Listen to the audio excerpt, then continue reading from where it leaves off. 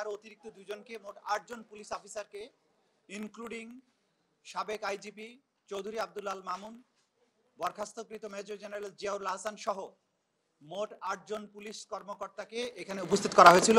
এর মধ্যে শুধুমাত্র মেজর জেনারেল জিয়াউল হাসানই সামরিক কর্মকর্তা। তাদেরকে 27-10 তারিখে এই ট্রাইব্যুনাল থেকে গ্রেপ্তারি পরোয়ানা এবং প্রোডাকশন ওয়ারেন্ট দুটো আদেশ আলাদা আলাদাভাবে হয়েছিল। তার প্রেক্ষিতে তাদের গ্রেপ্তার করে আজকে আদালতে উপস্থিত করা হয়।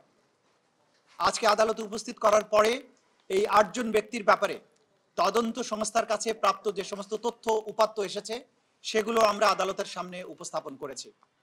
চৌধুরী আব্দুল আল মামুন সাহেব জুলাই আগস্টের সময়ে বাংলাদেশের পুলিশের মহাপরিদর্শক হিসাবে ছিলেন, পুলিশ বাহিনীর সুপ্রিম কমান্ডার ছিলেন।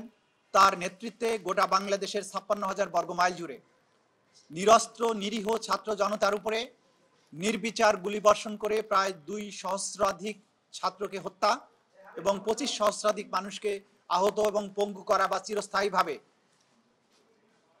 দৃষ্টিশক্তি হারানো বা অঙ্গহানি করার মতো অপরাধ তারা সংগঠিত করেছেন। সেই কারণে চৌধুরী আব্দুল আল মামুন সাহেবের বিরুদ্ধে superior command responsibility, planning, preparation, order, complicit এই সমস্ত বিষয়ে আইনের যে সমস্ত ধারাগুলো প্রযোজ্য তার ক্ষেত্রে সেই বিষয়ে তার বিরুদ্ধে অভিযোগ তদন্ত সংস্থা দিয়েছেন। সেই অভিযোগে আমরা বলেছি তাকে তদন্ত শেষ না হওয়া পর্যন্ত গ্রেপ্তার রাখা প্রয়োজন। বরখাস্তকৃত মেজর জেনারেল জিয়াউল হাসানের ব্যাপারে আমরা বলেছি যে তিনি প্রথমে র্যাবে, বিভিন্ন সময় র্যাবের বিভিন্ন পজিশনে, সর্বশেষ এনটিএমসির ডিজি হিসেবে চাকরিরত ছিলেন। তিনি বাংলাদেশের গুম, এনফোর্সড ডিসঅ্যাপিয়ারেন্স এবং এই গুমের পরে নিয়ে গিয়ে তাদেরকে যে পৈশাচিক অত্যাচার, তারপরে হত্যা করে লাশ বিভিন্ন জায়গায় ডিসপোজাল করে দেয়া, এই কালচারের জনক হচ্ছেন তিনি।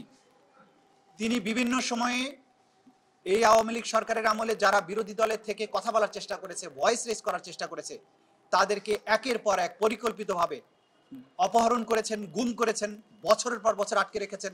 সেখানে তাদেরকে নিয়ার ডেথ এক্সপেরিয়েন্স দিয়ে এমন নির্মম অত্যাচারের মাধ্যমে তাদেরকে আটক রেখেছেন। তাদের মধ্যে বহু মানুষ আজও ফিরে আসেনি। তার নেতৃত্বে বিএনপির নেতা ইলিয়াস আলীকে অপহরণ করে হত্যা করা হয় বলে আমরা জানতে পেরেছি। এছাড়াও আরো অনেক নাম জানা এবং নাম না জানা অনেক মানুষকে অপহরণ এবং অত্যাচার, নির্যাতন করার অভিযোগ তার বিরুদ্ধে আছে। তার পৈশাচিকতার যে স্ট্যান্ডার্ড, সেটা কেবলমাত্র 90-এর দশকে বসনিয়া হার্জেগোভিনায় সার্বিয়ান বাহিনী যে অ্যাট্রোসিটি চালিয়েছিল, যে গণহত্যা চালিয়েছিল, যে ধরনের অত্যাচার করত, সেই অত্যাচারের সাথে আমরা তুলনা করেছি। বসনিয়ার তদানীন্তন সেনাপ্রধান ছিল রাদোভান কারাজিচ এবং তার আরেকজন অফিসার ছিল রাটকো মলাদিচ। তারা যে ধরনের, তাদেরকে বলা হতো বলকানের কসাই বলা হতো তাদেরকে।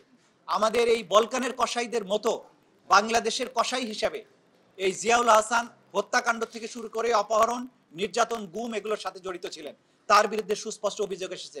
তার বিরুদ্ধে জুলাই আগস্টের যে গণহত্যা এবং মানবতা বিরোধী অপরাধ, তার বাইরেও বিগত সরকারের পুরো সময় জুড়ে বিভিন্ন সময় তার দায়িত্ব পালনকালীন সময়ে যত গুম হয়েছে সব গুমের অভিযোগের তীরটি তার বিরুদ্ধে গিয়েছে।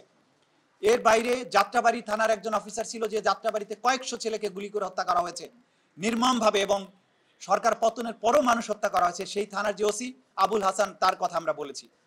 সাভার অঞ্চলের একজন এসপি, একজন এএসপি, একজন ওসি, যারা আশুলিয়াতে 6টা ছেলেকে গুলি করে হত্যা করার পরে লাশ ভ্যানে মালপত্রের মতো এরকম চ্যাংদলা করে প্রথমে রিক্সা ভ্যানে উঠিয়েছে, পরবর্তীতে পুলিশের ভ্যানে তুলে পেট্রোল দিয়ে আগুন জ্বালিয়ে তাদেরকে পুড়িয়ে নিশ্চিহ্ন করতে চেয়েছে, প্রমাণ করতে চেয়েছে যে পুলিশ ভ্যানে আন্দোলনকারীরা আগুন দিয়ে এই লাশগুলো পুড়িয়েছে।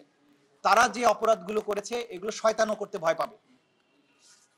প্রত্যেকটা অফিসারের ব্যাপারে সুনির্দিষ্ট যে সমস্ত অভিযোগ ছিল সেগুলো আমরা সুনির্দিষ্টভাবে তুলে ধরেছি এবং আমরা আদালতকে অবহিত করেছি যে আমরা এই সমস্ত এভিডেন্স যা পাচ্ছি সেগুলো কালেক্ট করে আমাদের তদন্ত সংস্থা বিচারের উপযোগী করে আন্তর্জাতিক স্ট্যান্ডার্ড ফলো করে সমস্ত ডিজিটাল এভিডেন্স, লাইভ এভিডেন্স এমনভাবে আমরা আদালতের সামনে প্লেস করব, ক্রিস্টাল ক্লিয়ার ভাবে অপরাধীরা জানতে পারবে তাদের কি অপরাধ ছিল।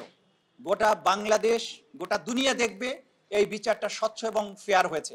সেই ধরনের এভিডেন্স প্রিপেয়ার করার জন্য আমাদের যুক্তিসঙ্গত সময় দরকার। আমরা 2 মাস চেয়েছিলাম, আদালত 1 মাস সময় দিয়েছেন এবং পরবর্তীতে কত তারিখ, 19শে ডিসেম্বর এই মামলার পরবর্তী তারিখ নির্ধারণ করেছেন। আমরা সেটা ক্লিয়ার করেছি। এটা গুলশানের ছিলেন এবং গুলশানে তার তার নেতৃত্বে কতগুলো হত্যাকাণ্ড হয়েছে আমি নাম ধরে ধরে বলেছি, আরো হত্যাকাণ্ডের বিবরণ আসছে। তিনি যে কান্নায় ভেঙে পড়ে বলছেন যে উনি নির্দোষ ছিলেন, সেটা তিনি না। সব অপরাধী বলে যে আমি নির্দোষ, কিন্তু সাক্ষ্য কথা বলে, সাক্ষ্য কথা বলে। জি, আর কোনো প্রশ্ন না থাকলে আমি শেষ করছি। কোনো জটিলতা নেই, তারা একটা আবেদনপত্র জমা দেওয়ার চেষ্টা করেছেন, তারা আবেদনপত্র প্রপারলি দিতে পারেনি, তাদের আবেদনপত্রটি নট ইন ফর্ম, এবং তারা ওকালতনামাটাও দিয়েছেন নট ইন ফর্ম। সেই কারণে যথাযথ প্রক্রিয়া অনুসরণ করে যখন অ্যাপ্লিকেশনটা জমা দিবেন, তখন এটা আমাদের হাতে আসবে, তখন সেটার ব্যাপারে আমরা রেসপন্স করব। কার বিরুদ্ধে অভিযোগ?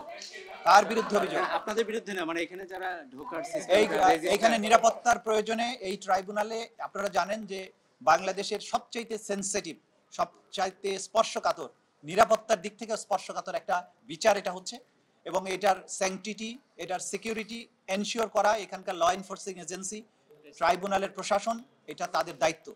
সুতরাং দুনিয়ার সব দেশে যাবেন যে এই ধরনের ট্রাইব্যুনালে প্রবেশাধিকার সবসময় সীমিত থাকে। এই ধরনের ট্রাইব্যুনালে প্রবেশের সময় সিকিউরিটি চেকিং এর ব্যবস্থা দুনিয়ার সকল সাধারণ আদালত থেকে ব্যতিক্রম। সেই যে প্রক্রিয়াটা আইন শৃঙ্খলা রক্ষাকারী বাহিনী করেছেন। আমাদের যে সমস্ত আইনজীবী বন্ধুগণ বলেছেন, তারা বলেছেন আমাদেরকে থামানো হয়েছে, চেক করা হয়েছে, বলা হয়েছে 2 জনের বেশি যাওয়া যাবে না। এগুলো এখানে শৃঙ্খলা এবং নিরাপত্তা রক্ষার স্বার্থে করতে হয়েছে, এটা করতে হবে। কিন্তু কাউকে তার আসামির পক্ষে যে ডিফেন্স তারা নেবেন সেই জায়গায় কোনো বাধাপ্রাপ্ত হবে না। সিকিউরিটি সেফটি এনশিওর করার জন্য যা করা সেটা তারা করছে। এই আপডেট আইন শৃঙ্খলা রক্ষাকারী বাহিনী দেওয়ার কথা, তারা দিলে আপনারা জানতে পারবেন। আপনারা শুনেছেন কোর্টের মধ্যে কি বলেছেন, আপনারা জানেন। এগুলো জেল অথরিটি ডিল করবে, এটা প্রসিকিউশনের সাথে সম্পৃক্ত না।